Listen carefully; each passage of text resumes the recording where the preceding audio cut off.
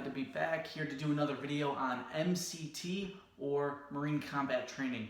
Now MCT is what all non-infantry personnel are going to go to following boot camp.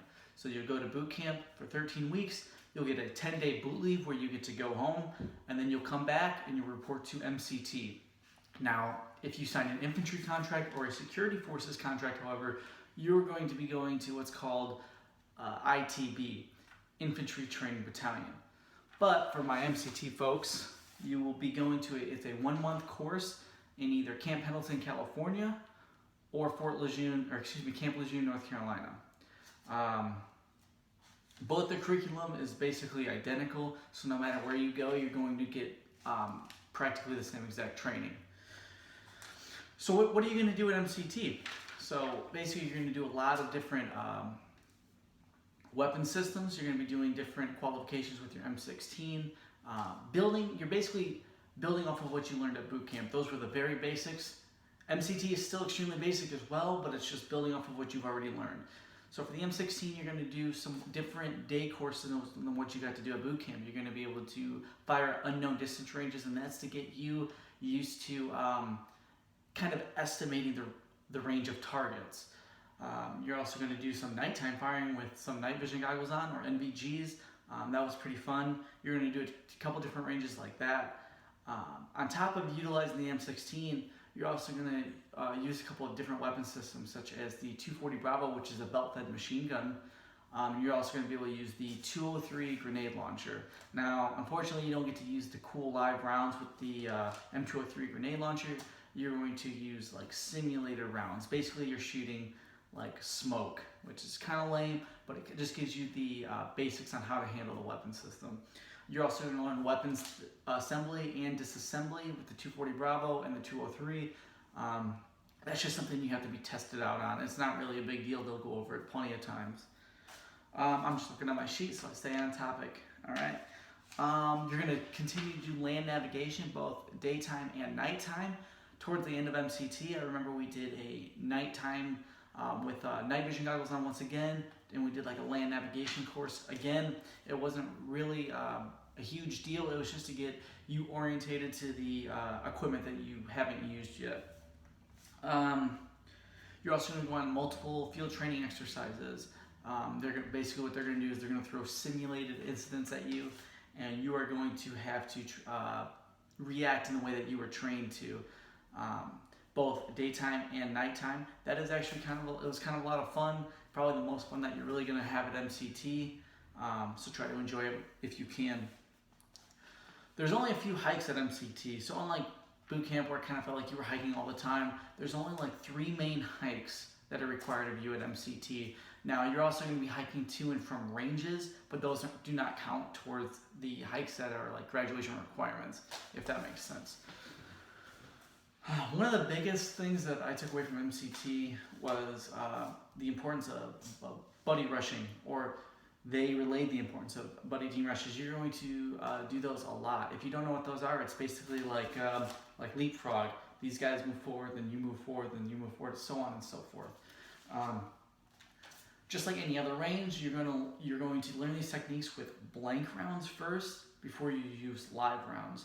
So basically what that means is they're not going to be real rounds. There's actually no projectile leaving the weapon system whatsoever. It just makes the sound and the burst of a rifle with actual rounds in it. So you'll practice it plenty of times with these dummy rounds before you get to move in with the actual live rounds. Once again, towards the end of MCT, you're going to do like a mock patrol, basically through the woods and through the roads, and once again, you're going to have to respond to different circumstances that come your way, all of which were taught to you. So as long as you do and try to remember what you were taught, you'll be absolutely fine. The instructors are also there to guide you through it, not just scream at you. One of the biggest things that I think a lot of people enjoyed at MCT was throwing a grenade. To me, it wasn't that big of a deal, but a lot of people really enjoyed throwing a live grenade. Now, you obviously are going to throw a lot of fake ones before you throw the real one. Just like anything else in the military, it's a crawl, walk, run. They don't expect you to start at a sprint. They build you up to that point. Now the next one, so that's MCT in a nutshell. It's only 30 days, so it's a lot of training crammed into a very small time period. Now ITB, Infantry Training Battalion, that's for all the guys who enlisted to be grunts or security forces. That's actually 2 months long instead of 1 month long, because this is their actual MOS school. What you're learning is your job. And again, it's just going to be the very basics, but it's going to be enough to get your foot in the door, so when you report to your unit in the fleet, you're not a complete idiot. So basically, how do they differ? So one's, obviously ITB is going to be longer since this is their job. It's way more in depth. They're going to learn a lot more applicable techniques than what other people are who went to MCT. The biggest takeaway though with ITB is that there is what's called like the weapons split. So up until a certain point, every single 03XX contract is training side by side. However, the infantry is broken up into different weapon systems. So you can be an 0311, you can be a rifleman, you can be an 0331 machine gunner, you can be an assaultman, you can be a lot of different things within the infantry. And at this weapon split, that's where that happens. Each individual goes their own separate way. So when you sign your contract, you don't know your exact job, but that's for any career field, not just for the infantry. So when you sign your contract, for instance, I'm in communications, so mine was 06XX. So basically, what does that tell me? That tells me that I knew I was going to be communications, but I had no idea what job they were going to put me in within that communications field. And it's no different for the infantrymen.